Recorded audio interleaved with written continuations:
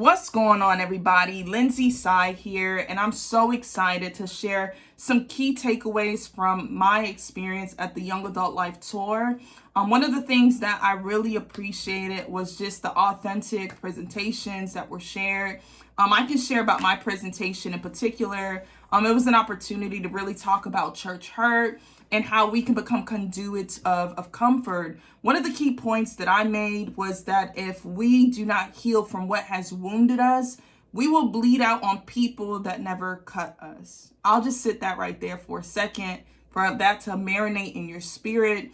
And it's just very telling that, when we are navigating throughout life, throughout our different spaces, and when we're trying to really build some bridges between self and church, there's a lot of trepidation.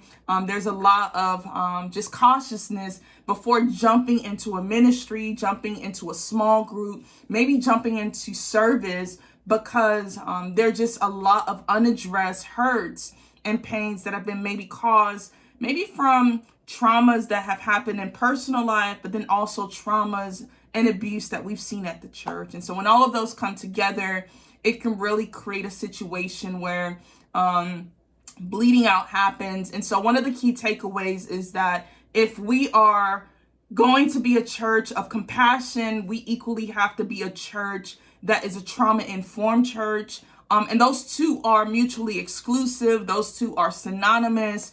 I dare to say we can't have one without the other. There cannot be a church culture of comfort, of compassion, of kindness, without recognizing that there are people that are hurting amongst us. And so I want to talk about this a little bit more. So much so, I have a 5-day challenge that I'm starting up from wounded to scarred. And so we're going to talk a little bit about our wounds, but we're also going to talk about how we can leave from the resilience of our scars. And so I want you to go on this journey. If you're interested, go into the chat and put 5-day challenge so that you can journey along and be connected to some of the work that I'm doing on church hurt, religious abuse, as well as on religious trauma. See you around.